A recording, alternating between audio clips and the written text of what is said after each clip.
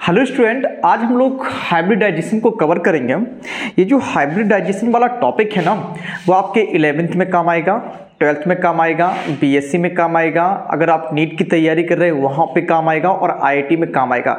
इससे related directly question आते हैं। आपको बोलेगा एक मॉलिक्यूल देगा, दो मॉलिक्यूल देगा, आपसे कहेगा बताओ जरा इसमें हाइब्रिडाइजेशन कैलकुलेट कीजिएगा। तो हम लोग इस लेक्चर में कैलकुलेशन ऑफ हाइब्रिडाइजेशन पढ़ेंगे, मतलब कि हाइब्रिडाइजेशन को मॉलिक्यूल में किस तरीके से फाइंड करते हैं ये पढ़ेंगे। तो हाइब्रिडाइजेशन को फाइंड करने के लिए हम लोग दो फॉर्मूले यूज करेंगे। मेनली हम लोग ऊपर वाला फॉर्मूला यूज करेंगे और ऑर्गेनिक कंपाउंड में नीचे वाला फॉर्मूला यूज करेंगे। तो सबसे पहले हम लोग इन फॉर्मूले को समझ लेते हैं, ये है क्या, कैसे हैं। Types of hybridization equal to होता है 1/2 V plus M plus negative charge, मतलब जितना मॉलिक्यूल पर या फिर किसी आयंस पर निगेटिव चार्ज होगा उसे ऐड करेंगे, और माइनस पॉजिटिव चार्ज, जो जितना पॉजिटिव चार्ज होगा उसे हम लोग माइनस कर देंगे। ठीक है, अब ये इसी के टर्म समझ लेते हैं। ये होता क्या है, V क्या होता है, valency electron of central atom. Valency electron का मतलब समझते होंगे, जैसे आपसे कहा जाए बताओ जरा नाइट्रोजन के वैलेंसी इलेक्ट्रॉन कहाँ कितने होंगे, तो आप कहेंगे 5 होता है ना, 5 होते हैं। तो 5 कैसे होते हैं, आपको ये पता है कि नाइट्रोजन को 5th ग्रुप में रखा गया है, और जिस ग्रुप में जो एलिमेंट रखा जाता है उसके वैलेंसी इलेक्ट्रॉन उतने ही होते हैं एस ब्लॉक और पी ब्लॉक के लिए, है ना। नाइट्रोजन को यदि 5th ए ग्रुप में रखा गया है तो नाइट्रोजन की आउटर मोस्ट शेल में कितने इलेक्ट्रॉन होंगे, 5 इलेक्ट्रॉन होंगे। इसी तरीके से आपसे कोई पूछे बताओ जरा ऑक्सीजन के वैलेंसी इलेक्ट्रॉन बताएं जरा, तो आप तुरंत ही कहेंगे 6 होंगे। क्यों, क्योंकि ऑक्सीजन को 6A ग्रुप में रखा गया है, पी ब्लॉक के 6C ग्रुप में रखा गया है, तो इसलिए ऑक्सीजन की आउटर मोस्ट शेल में कितने इलेक्ट्रॉन होंगे, 6 होंगे, मतलब वैलेंसी इलेक्ट्रॉन कितने होंगे ऑक्सीजन के, 6 होंगे। आपसे पूछा जाए बताओ जरा आयोडीन की आउटर सेल में इलेक्ट्रॉन बताइएगा, आयोडीन के वैलेंसी इलेक्ट्रॉन बताइएगा, तो आप तुरंत ही बताएंगे 7 होते हैं सर, क्योंकि इसे 7th A ग्रुप में रखा गया है, हैलोजेंस में रखा गया है आयोडीन, इसलिए आयोडीन की आउटर मोस्ट शेल में या वैलेंसी इलेक्ट्रॉन कितने होंगे, 7 होंगे। अगर आपसे कोई पूछे बताओ जरा सल्फर की आउटर मोस्ट शेल में, तो आप कहेंगे 6 होता है सर। क्यों, क्योंकि 6 ग्रुप पे रखा गया है सल्फर। तो वैलेंसी इलेक्ट्रॉन का मतलब समझ में आ गया होगा, जो आउटर मोस्ट शेल के इलेक्ट्रॉन होते हैं वही आपके वैलेंसी इलेक्ट्रॉन होते हैं। ठीक है, एम क्या है यहाँ पर, मोनोवैलेंट एटम, मतलब ऐसे एटम जो सिंगल बॉन्ड बनाते हैं। यहां पे जरा समझने की कोशिश करना, मोनोवैलेंट एटम, ऐसे एटम जो सिंगल बॉन्ड बनाते हैं उन्हें क्या बोला करते हैं, मोनोवैलेंट एटम बोलते हैं। जैसे हाइड्रोजन जो होता है हमेशा सिंगल बॉन्ड बनाता है, तो हमने क्या कर दिया, हाइड्रोजन एंड हैलोजन। हैलोजन यदि सेंट्रल एटम नहीं होता है तो हमेशा सिंगल बॉन्ड बनाता है। फिर से सुने, हैलोजन यदि सेंट्रल एटम नहीं होता है तो हमेशा वो सिंगल बॉन्ड बनाता है। अगर आपसे कोई पूछे बताओ जरा ऑक्सीजन जो होगा वो कितने बॉन्ड बनाएगा, आप कहेंगे ऑक्सीजन 2 बॉन्ड बनाता है, डाइवैलेंट होता है। किस तरीके से बना सकता है, या तो ऑक्सीजन डबल बॉन्ड इस तरीके से बना सकता है ना, O2 में डबल बॉन्ड है ऑक्सीजन का, या फिर ऑक्सीजन कुछ इस तरीके से बना सकता है, ऐसे इस तरीके से 2 बॉन्ड बनाता है ऑक्सीजन, है ना। तो ऑक्सीजन बाइवैलेंट है, डाइवैलेंट है, मोनोवैलेंट एटम नहीं है। क्लियर हो गया इतना। उसके बाद यदि आपसे पूछा जाए नाइट्रोजन बताओ मोनोवैलेंट एटम है या नहीं है, तो आप कहेंगे नहीं है, क्योंकि नाइट्रोजन 3 बॉन्ड बनाता है। देखो जो 1 बॉन्ड बनाते हैं उन्हें क्या बोलते हैं, मोनोवैलेंट एटम। इस तरीके से बना सकता है 3 बॉन्ड, और किस तरीके से बना सकता है, ऐसे बना सकता है ना, और कैसे बना सकता है, ऐसे भी बना सकता है। ये नाइट्रोजन भी आपका 3 बॉन्ड बनाता है, ट्राइवैलेंट एटम होगा। क्लियर हो गया इतना। फिर से एक बार समझिए, हम लोग क्या करते हैं, टाइप्स ऑफ हाइब्रिडाइजेशन फॉर्मूला समझ लेते हैं फिर से एक बार। 1/2 V प्लस M, V का मतलब समझ में आ गया होगा, valency electron of central atom जिस पर मुझे हाइब्रिडाइजेशन निकालना है। M क्या होता है, मोनोवैलेंट एटम। मोनोवैलेंट एटम का मतलब अब बस इतना समझ लिया, हाइड्रोजन एंड हैलोजन है M, हाइड्रोजन एंड हैलोजन है। प्लस निगेटिव चार्ज है, प्लस निगेटिव चार्ज मतलब कि निगेटिव चार्ज को ऐड कर रहे हैं, है ना। ऐड क्यों कर रहे हैं, क्योंकि आपको पता है जैसे हम लोग ये लिखे हैं SO4-2, इसका मतलब क्या है, 2 इलेक्ट्रॉन SO4 में जुड़ ही तो रहे हैं, मतलब इलेक्ट्रॉन SO4 में जुड़ रहे हैं, इसलिए क्या किया मैंने, प्लस निगेटिव चार्ज, है ना, और minus positive charge. Minus positive charge को माइनस क्यों किया, क्योंकि आपको पता है अगर NH4 प्लस लिखा हो तो प्लस का मतलब क्या होता है, NH4 से 1 इलेक्ट्रॉन निकल गया, ये तो होता है आपका, है ना। तो आपका एक पॉजिटिव का मतलब क्या है, 1 इलेक्ट्रॉन निकल गया, इसलिए मैंने क्या किया, निगेटिव पॉजिटिव चार्ज, है ना, और प्लस निगेटिव चार्ज। क्लियर है इतना? Minus positive charge plus negative charge, इतना क्लियर हो गया है ना। दूसरा फॉर्मूला क्या है, types of hybridization equal to होता है number of sigma bond plus lone pair. Number of sigma bond जितने सिंगल बॉन्ड होते हैं वही क्या होते हैं आपके सिग्मा बॉन्ड होते हैं plus lone pair. Lone pair आपको निकालना आता होगा, ठीक है। हम लोग इन दो फॉर्मूला का यूज करके बहुत सारे क्वेश्चंस को सॉल्व करते हैं जिससे आप लोगों को कंसेप्ट क्लियर हो जाए, ठीक है। चलो देखते हैं, हम लोग बहुत सारे क्वेश्चन सॉल्व करते हैं। हम लोग नीचे वाला फॉर्मूला मिटा दे रहे हैं, हम लोग इसे भी इरेज कर दे रहे हैं, ठीक है। फिर हम लोग क्वेश्चन करते हैं। देखो जरा, जैसे आपसे कहा जाए बताओ जरा CH4 में हाइब्रिडाइजेशन निकालें, CH4 में निकालना है, NH3 में निकालना हो आपको, PH3 में, H2 में निकालना हो, PCl5, SF6,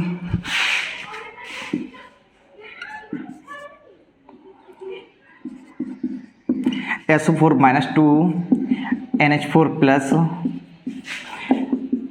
NO3 माइनस। बहुत सारी मैंने मॉलिक्यूल ले ली जिससे आपका कंसेप्ट जो है बिल्कुल क्लियर हो जाए, है ना।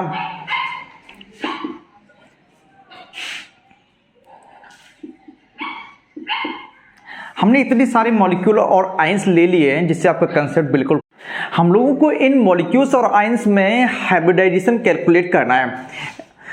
तो हम लोग क्या करेंगे, इसे कैलकुलेट करने से पहले जरा एक बात सुने, समझना ध्यान से।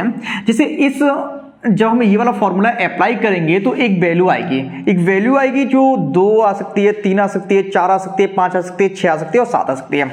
2 आ गई, 3 आ सकती है, 4 आ सकती है, 5 आ सकती है, 6 आ सकती है और 7 आ सकती है, ठीक है। अगर 2 वैल्यू आती है तो इसका मतलब ये होता है कि यहां पर sp हाइब्रिडाइजेशन होता है। कैसे, जरा समझिए ध्यान से। ये जो वैल्यू आती है वो आपके हाइब्रिड ऑर्बिटल होते हैं। क्या होते हैं आपके हाइब्रिड ऑर्बिटल होते हैं। और आपको पता है ऑर्बिटल की स्टार्टिंग कैसे होती है, s ऑर्बिटल, ऐसे तो बोलते हैं, s orbital, p orbital, d orbital, f orbital, sp d f, ऐसे ही बोलते हैं ना। तो s orbital, p orbital, d orbital और f ऑर्बिटल।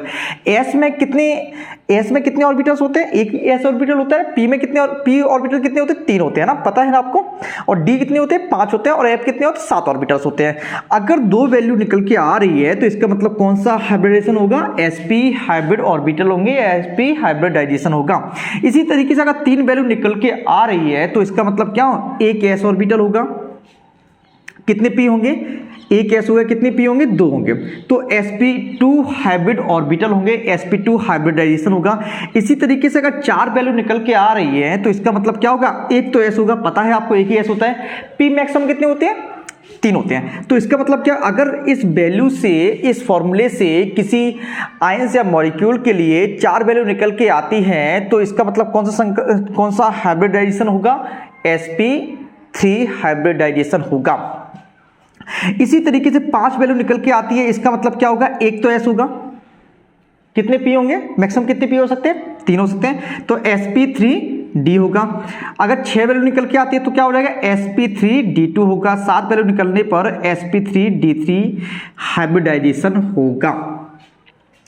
ये आप लोग जस्ट फिर से सुने, अगर इस फॉर्मूले से किसी मॉलिक्यूल और आयंस के लिए 2 वैल्यू निकल के आती हैं तो कौन सा हाइब्रिडाइजेशन होगा, sp। 3 निकल के आती है तो sp2, 4 निकल के आती है तो sp3, 5 निकल के आती है तो sp3d, 6 निकल के आती है तो sp3d2, 7 निकल के आती है तो sp3d3 हाइब्रिडाइजेशन होगा। जैसे समझे ध्यान से, हम लोगों को CH4 में हाइब्रिडाइजेशन कैलकुलेट करना है। CH4 में आपको पहले से पता होगा, CH4 में, क्योंकि ये फेमस मॉलिक्यूल होता है, सब लोगों को रटा रहता है कि CH4 में sp3 हाइब्रिडाइजेशन होगा, है ना, होता भी है ना। हम लोग देखते हैं इस फॉर्मूले की हेल्प से सॉल्व करते हैं क्या sp3 हाइब्रिडाइजेशन CH4 में आता है। जैसे समझे ध्यान से, तो हम लोग ये वाला फॉर्मूला अप्लाई करेंगे। अप्लाई करें फॉर्मूला, टाइप्स ऑफ हाइब्रिडाइजेशन क्या होगा, जरा समझिए ध्यान से। सबसे पहले इसी सुने, CH4 पे कोई क्या नेगेटिव चार्ज है, यहाँ पे कोई नेगेटिव चार्ज दिख रहा है, नहीं दिख रहा है ना। तो जो भी नहीं दिखे उसे आप लोग इग्नोर करेंगे। CH4 में नेगेटिव चार्ज नहीं है तो इस स्टेप को आप लोग इग्नोर करेंगे। इसी तरीके से CH4 में क्या पॉजिटिव चार्ज है, इसके ऊपर क्या कोई पॉजिटिव चार्ज है, नहीं है ना, तो CH4 में पॉजिटिव चार्ज भी नहीं है तो इस स्टेप को भी क्या करेंगे आप लोग इग्नोर करेंगे। हम लोग क्या करना है, types of hybridization equal to क्या करना है 1/2 फॉर्मूला लगाते हैं आप V। कार्बन के वैलेंसी इलेक्ट्रॉन कितने होते हैं, 4 होते हैं ना। किस ग्रुप पे रखा गया है, कार्बन को 4th ग्रुप पे रखा गया ना, इसलिए कार्बन के आउटर मोस्ट शेल में 4 इलेक्ट्रॉन हो गए, वही तो वैलेंसी इलेक्ट्रॉन होते हैं, तो कार्बन के वैलेंसी इलेक्ट्रॉन कितने हो गए, 4 हो गए, ठीक है। प्लस क्या हाइड्रोजन मोनोवैलेंट एटम होता है, हाँ होता है। वीडियो की स्टार्टिंग में मैंने बताया था हाइड्रोजन क्या सा होता है, मोनोवैलेंट एटम होता है। हाइड्रोजन के साथ साथ कौन मोनोवैलेंट एटम होते हैं, हेलोजन भी आपके मोनोवैलेंट एटम हुआ करते हैं, ठीक है। तो हाइड्रोजन भी मोनोवैलेंट एटम होता है। कितने हाइड्रोजन है, जितने हाइड्रोजन है वहां पे लिख देंगे 4 लिख देंगे, monovalent atom, number of monovalent atom, है ना। तो क्या करेंगे आप लोग, हमने क्या किया, CH4 में मुझे हाइब्रिडाइजेशन निकालना था तो क्या किया मैंने 1/2 V क्या होता है, valency electron of central atom. Central atom कौन सा है, कार्बन है। कार्बन के वैलेंसी इलेक्ट्रॉन कितने हो गए, 4 हो गए। क्यों, क्योंकि कार्बन को 4th ग्रुप में रखा गया। आप लोग इलेक्ट्रॉनिक कन्फिगरेशन की हेल्प से भी आउटर मोस्ट शेल में इलेक्ट्रॉन निकाल सकते हैं ना। उसके बाद आता है M क्या होता है, मोनोवैलेंट एटम। मोनोवैलेंट एटम कितने हैं, 4 हैं, 4 हाइड्रोजन है, चारों हाइड्रोजन सिंगल बॉन्ड बनाते हैं। क्या हो जाएगा आपका 1/2 4 + 4। क्या कोई नेगेटिव चार्ज है इस पर, नहीं है ना, तो इस स्टेप को इग्नोर कर देंगे। क्या कोई पॉजिटिव चार्ज है इस पर, नहीं है ना, तो इस स्टेप को भी इग्नोर कर देंगे, आप लोग नहीं लिखेंगे ना। तो क्या करेंगे आप लोग, जब हम कैलकुलेट करेंगे वैल्यू 4 आएगी। 4 का मतलब क्या हुआ, ये 4 क्या निकले आगे, हाइब्रिड ऑर्बिटल निकले। हाइब्रिड ऑर्बिटल की स्टार्टिंग कैसे होती है, s orbital, p orbital, d orbital, f orbital. यहां पे कितने s होंगे, एक s होगा। कितने p होंगे, मैक्सिमम 3 p हो सकते हैं ना, तो एक s रख दिया, बचे कितने यहाँ पे, 3 ही तो बचे, तो 3 p हो गए। तो क्या कौन सा हाइब्रिड ऑर्बिटल आ गया इसमें, sp3। CH4 में कौन सा हाइब्रिडाइजेशन होता है, sp3 हाइब्रिडाइजेशन होता है। क्लियर हो गया इतना। चलिए हम लोग क्या करते हैं, दूसरे मॉलिक्यूल में हाइब्रिडाइजेशन निकालते हैं NH3 में। कैसे निकालेंगे, फॉर्मूला लगाएं। हम आप लिख नहीं रहे टाइप्स ऑफ हाइब्रिडाइजेशन, बार बार नहीं लिखेंगे, ठीक है। तो 1/2 बताओ जरा, नाइट्रोजन की आउटर मोस्ट शेल में कितने इलेक्ट्रॉन होते हैं, पता है ना, कितने होते हैं, 5 होते हैं ना। क्यों, क्योंकि इसे 5th ग्रुप पे रखा गया है। तो 5 नाइट्रोजन के आउटर मोस्ट शेल में इलेक्ट्रॉन होते हैं, 5 लिख दिया। उसके बाद जरा बताओ क्या हाइड्रोजन मोनोवैलेंट एटम होता है, हाँ होता है। कितने हाइड्रोजन है, 3 है। वैल्यू कितनी आई, 4। 4 का मतलब कौन सा हाइब्रिडाइजेशन होगा, sp3 हो गया। क्लियर है इतना, है ना। चलिए नेक्स्ट में चलते हैं हम लोग, तीसरे एग्जांपल में चलते हैं। क्या है, PS3। जरा निकालें आप लोग PS3। कैसे करेंगे हम लोग, फॉर्मूला सीधे डायरेक्टली लगा दे। हम लोग ये नहीं लिख रहे टाइप्स ऑफ हाइब्रिडाइजेशन, नहीं लिख रहे, सीधे डायरेक्टली फॉर्मूला लगा रहे। 1/2 आउटर मोस्ट शेल में कितने इलेक्ट्रॉन है, 5 ही है ना। नाइट्रोजन के बाद नीचे फास्फोरस रखा गया है ना, पता है ना आपको कैसे, ये नाइट्रोजन होता है, फास्फोरस होता है, आर्सेनिक होता है, एंटीमनी होता है, बिस्मथ होता है, ये तो होते हैं आपके, है ना। कैसे याद किया था, न्यूजीलैंड, पाकिस्तान, ऑस्ट्रेलिया, सब बेकारी, ऐसे तो याद किया था। ये 5th ग्रुप के एलिमेंट है, ठीक है। तो नाइट्रोजन की आउटर मोस्ट शेल में 5 इलेक्ट्रॉन और फास्फोरस के आउटर मोस्ट शेल में भी कितने इलेक्ट्रॉन होते हैं, 5 इलेक्ट्रॉन होते हैं। तो आउटर मोस्ट शेल में जितने इलेक्ट्रॉन होते हैं वही तो आपके वैलेंसी इलेक्ट्रॉन होते हैं, इसलिए फास्फोरस के आउटर मोस्ट शेल में कितने इलेक्ट्रॉन होंगे, कितने इलेक्ट्रॉन होंगे, 5 होंगे ना, 5। हाइड्रोजन क्या बनाता है, सिंगल बॉन्ड बनाता है ना, पता है ना आपको। तो हाइड्रोजन भी आपका क्या बनाएगा, सिंगल बॉन्ड बनाएगा, ठीक है। कितने हाइड्रोजन है, 3, तो इसलिए मैंने 3 लिख दिया। क्या इस पर PS3 में कोई नेगेटिव चार्ज है क्या, नहीं है ना, तो ई वाला स्टेप इग्नोर कर देंगे, ई वाला स्टेप छोड़ देंगे। क्या कोई पॉजिटिव चार्ज है, नहीं है ना, तो पॉजिटिव चार्ज को भी क्या कर देंगे, छोड़ देंगे। तो वैल्यू कितनी निकल गई, वैल्यू 4 निकल गई। 4 का मतलब कौन सा होता है, 4 का मतलब क्या है, sp3 हाइब्रिडाइजेशन है। क्लियर हो गया इतना। चलिए और क्वेश्चन हम लोग सॉल्व करते हैं। देखो जरा,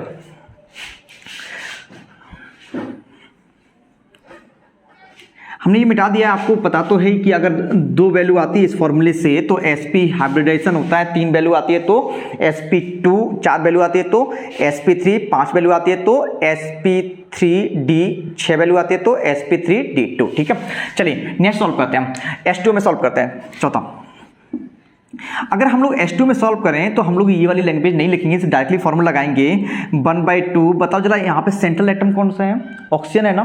ऑक्सीजन के आउटर मोस्ट शेल में कितने इलेक्ट्रॉन होते हैं, कितने होते हैं, 6 होते हैं ना। क्यों, क्योंकि इसे 6 ग्रुप में रखा गया है। पता है ना आपको कौन कौन से एलिमेंट रखे गए हैं, देखो जरा, ऑक्सीजन, सल्फर, सेलेनियम, टेल्यूरियम और कौन से पोलोनियम, ये तो रखेंगे। तो जो एलिमेंट 6 ग्रुप में रखा गया उसकी वैलेंसी इलेक्ट्रॉन कितने होंगे, उतने ही होंगे जिस ग्रुप में रखा गया, मतलब 6 होंगे। तो ऑक्सीजन के आटम में 6 इलेक्ट्रॉन्स होंगे। क्या हाइड्रोजन सिंगल बॉन्ड बनाता है, मोनोवैलेंट एटम है क्या, हाँ है। तो हाइड्रोजन कितने बॉन्ड बनाएंगे, 2 बॉन्ड, मतलब हाइड्रोजन सिंगल बॉन्ड बनाता है, हाइड्रोजन कितने हैं, 2 हैं। तो क्या होगा, 4 वैल्यू, 4 का मतलब क्या हो गया आपका sp3, यहाँ पर भी sp3 हो गया। इसका मतलब ये मत समझ लेना सर ने जितने भी मॉलिक्यूल्स और आयंस लिखे हैं सब में ही sp3 होगा, ऐसा नहीं है, ठीक है। चलिए नेक्स्ट देखते हैं, 5वां देखते हैं, PCl5 में करते हैं हम लोग। PCl5 में जब हम हाइब्रिडाइजेशन कैलकुलेट करते हैं तो 1/2 फास्फोरस के आउटर मोशन में कितने इलेक्ट्रॉन्स होंगे, 5 होंगे ना, क्योंकि 5th ग्रुप पे रखा गया है, 5 रख दिया मैंने। हाइड्रोजन और हेलोजन मोनोवैलेंट एटम हुआ करते हैं। कितने हेलोजन है, 5 हैं। कैलकुलेट करेंगे, वैल्यू कितनी आई, 5। 5 का मतलब क्या हो गया, एक एस हो गया। कितने पी होंगे, 3 पी होंगे ना, 3 पी हो गए। कोई भी वैल्यू बची क्या, देखो 5 हाइब्रिड ऑर्बिटल है, एक एस दे दिया, एक एस हो गया, 3 पी दे दी, 4 वैल्यू को मैंने यहां से निकाल लिया। अब कितनी बची, एक बची ना। P4 कर सकते हैं क्या, नहीं कर सकते ना, क्यों, क्योंकि P में मैक्सिमम 3 ऑर्बिटल्स होते हैं, है ना। तो जब P में नहीं कर सकते तो हम लोग कहां पहुंचेंगे, D में। तो PCl5 में कौन सा हाइब्रिडाइजेशन निकल के आएगा, sp3d। चलिए नेक्स्ट करते हैं हम लोग, कौन सा है, SF6। कैलकुलेट कर रहे हैं आप लोग, क्या हो जाएगा, 1/2 सल्फर के आउटर मोशन में कितने इलेक्ट्रॉन्स हैं, बताओ जरा, देखो जरा ऑक्सीजन नीचे 6 ग्रुप है ना, ये कौन सा ग्रुप है, 6 ग्रुप है। और 6 ग्रुप की आउटर मोशन, 6 ग्रुप में जो एलिमेंट प्रेजेंट है उसके आउटर मोशन में कितने इलेक्ट्रॉन्स होंगे, 6 ही होंगे ना। तो 6 हो गया, प्लस हाइड्रोजन और हेलोजन क्या होते हैं, मोनोवैलेंट एटम होते हैं ना। तो क्या करेंगे आप लोग, 6 लिख देंगे। वैल्यू कितनी आई, 6। 6 का मतलब क्या, एस क्या हो जाएगा, एक एस हो गया। कितने पी हो सकते हैं, अधिकतम 3 हो सकते हैं। तो क्या हो जाएगा, sp3।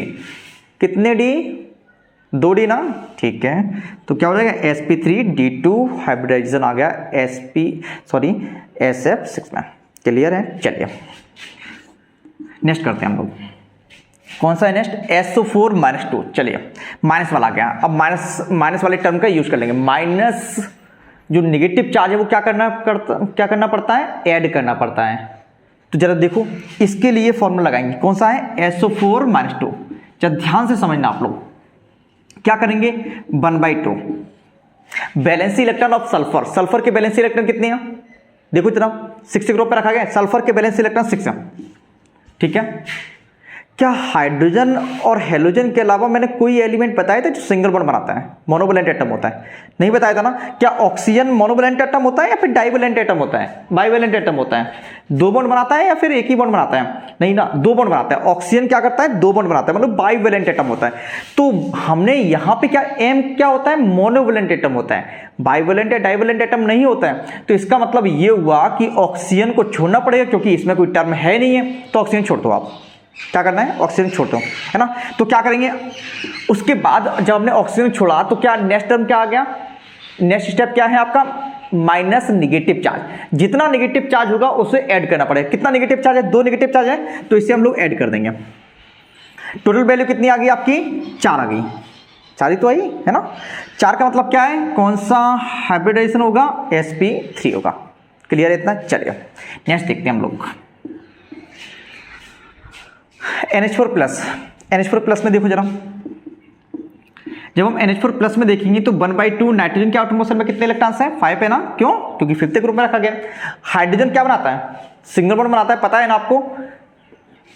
कितने हाइड्रोजन हैं, 4 हैं। क्या नेगेटिव चार्ज है क्या, नहीं है ना, तो इस स्टेप को छोड़ दो। प्लस नेगेटिव चार्ज को नहीं करना है, मतलब नेगेटिव चार्ज है ही नहीं है। जितना पॉजिटिव चार्ज है उसे क्या करना पड़ेगा, नेगेटिव करना पड़ेगा ना। तो क्या कर देंगे, नेगेटिव -1 कर देंगे। कितनी वैल्यू हुई बताओ जरा, 4 आई।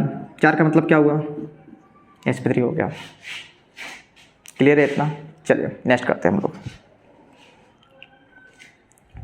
इसे हम लोग मिटा रहे हैं ना। आप लोग क्या करें,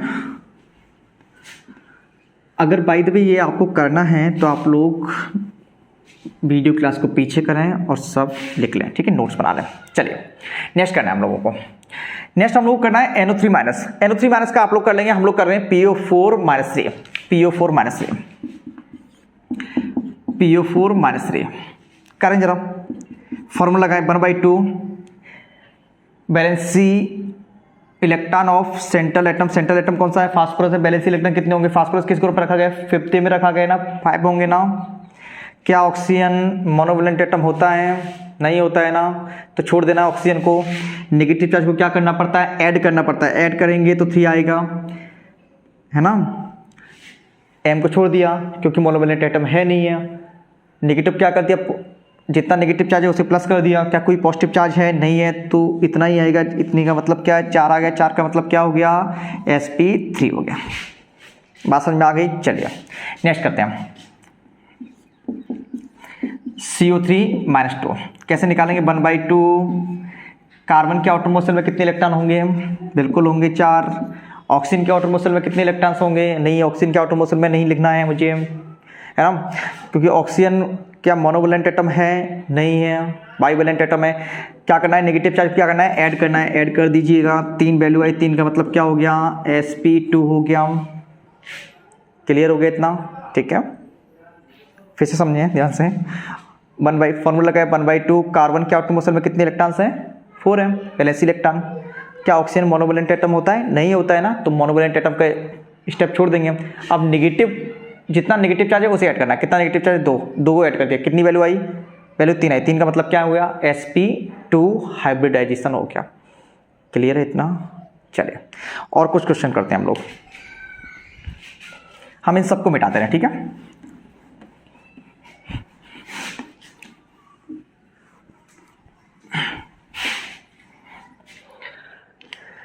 हम लोगों को XeF2, XeF6, XeOF4, XeO2F2, ClF3। अब हम लोग इन क्वेश्चंस को सॉल्व करते हैं, ठीक है। सबसे पहले XeF2 में निकालेंगे कौन सा हाइब्रिडाइजेशन होगा। तो XeF2 में निकालने के लिए क्या करेंगे हम लोग? Xe के आउटर मोस्ट शेल के इलेक्ट्रॉन देखेंगे, वैलेंसी इलेक्ट्रॉन ऑफ Xe देखेंगे, कितने होते हैं? 8 होते हैं, क्योंकि Xe को 18 ग्रुप में रखा गया है, इसलिए Xe के आउटर मोस्ट शेल में 8 इलेक्ट्रॉन होता है, ठीक है। फ्लोरीन क्या होता है? मोनोवैलेंट एटम होता है, तो 2 फ्लोरीन लिख देंगे, ठीक है। टोटल वैल्यू आई आपकी 5 का मतलब क्या होगा? आपका sp3d होगा। इसी तरीके से अगर हम XeF4 में चलेंगे तो क्या होगा? 1/2 फॉर्मूले को अप्लाई करेंगे तो क्या होगा? 8 फ्लोरीन क्या होगा? मोनोवैलेंट एटम होता है, वैल्यू आएगी आपकी 6 का मतलब क्या होगा? आपका sp3d2 होगा। अगर हम XeOF4 में चलेंगे तो देखो जरा 1/2 Xe के आउटर मोस्ट शेल में कितने इलेक्ट्रॉन होंगे? 8 होंगे। ऑक्सीजन क्या बनाता है? बाइवैलेंट एटम होता है, इसे छोड़ देना है। फ्लोरीन मोनोवैलेंट एटम होता है, इसे लिख लेना है। वैल्यू आपकी आएगी फिर से 6 आएगी। 6 का मतलब क्या होगा? sp3d2 होगा। इसी तरीके से O2F2 का अगर हम हाइब्रिडाइजेशन निकालेंगे तो फिर से फॉर्मूले को अप्लाई कर दीजिएगा। Xe के आउटर मोस्ट शेल में 8 इलेक्ट्रॉन होते हैं। ऑक्सीजन क्या बाइवैलेंट एटम होता है ना, इस फॉर्मूले में बाइवैलेंट एटम है नहीं तो इसे लिखेंगे नहीं। फ्लोरीन मोनोवैलेंट एटम होता है, कितने फ्लोरीन है? 2 फ्लोरीन लिख देंगे। वैल्यू आई 5 का मतलब क्या हो गया? sp3d हो गया। क्लियर है इतना? चलिए ClF3 में अगर हम लोग निकालें हाइब्रिडाइजेशन तो क्या होगा? 1/2 Cl के आउटर मोस्ट शेल में 7 इलेक्ट्रॉन, फ्लोरीन मोनोवैलेंट एटम होता है, 3 लिख देंगे हम लोग। वैल्यू 5 का मतलब क्या होगा? sp3d हो गया। क्लियर है इतना? चलिए IF7 में निकालें। IF7 में क्या होगा? 1/2 आयोडीन के आउटर मोस्ट शेल में इलेक्ट्रॉन कितने होते हैं? 7 होते हैं ना। आयोडीन सेंट्रल एटम है ना IF7 में, है ना। तो आयोडीन हेलोजन होता है, हेलोजन किस ग्रुप में रखा है? 7th ग्रुप में। आउटर मोस्ट शेल में कितने इलेक्ट्रॉन होंगे? 7 होंगे, ठीक है। फ्लोरीन मोनोवैलेंट एटम होता है, तो 7 और ऐड कर दिया। वैल्यू 7 आई। 7 का मतलब क्या हो? 1 गैस 3 p, 4 अभी ऑर्बिटल हुए, 3 और बचे हैं, तो क्या हो जाएगा? sp3d3 आपका हाइब्रिडाइजेशन आता है IF7 में। क्लियर है इतना? चलिए हम लोगों ने क्या किया, इस फॉर्मूले की हेल्प से बहुत सारे मॉलिक्यूल्स में, बहुत सारे आयंस में हम लोगों ने हाइब्रिडाइजेशन को कैलकुलेट किया। आप लोग प्रैक्टिस कीजिएगा, सारे क्वेश्चन इस फॉर्मूले से आपको आ जाएंगे, ठीक है। आप लोग इस फॉर्मूले का यूज मत कीजिएगा कोऑर्डिनेट कंपाउंड में और ऑर्गेनिक मॉलिक्यूल में। ऑर्गेनिक मॉलिक्यूल के लिए आप लोग क्या कीजिएगा, जो मैंने दूसरा फॉर्मूला लिखाया था आपको इसमें स्टार्टिंग में, वो यूज कीजिएगा, बड़ा सिंपली आ जाया करता है। ठीक है, हम लोग जब नेक्स्ट लेक्चर लेंगे हाइब्रिडाइजेशन से रिलेटेड तो हम लोग उस फॉर्मूले का भी एप्लीकेशन आपको बता देंगे, है ना। और हम लोग कोऑर्डिनेट कंपाउंड का अलग से एक चैप्टर पूरा कवर करेंगे, उसमें कोऑर्डिनेट कंपाउंड में हाइब्रिडाइजेशन कैसे कैलकुलेट करते हैं वो भी हम आपको बता देंगे। ठीक है, अगर आपको ये वीडियो जो है वीडियो क्लास आपको समझ में नहीं आती है तो क्या करें, फिर से देखें, रिपीट करेंगे, आप लोग वीडियोस को बार बार देखेंगे, आपको ईजिली सब कुछ समझ में आ जाएगा। यदि एक बार में समझ में नहीं आता है तो दूसरी बार देखिएगा, आपको बिल्कुल समझ में आ ही जाएगा। क्लियर है इतना? चलिए मिलते हैं नेक्स्ट क्लास में।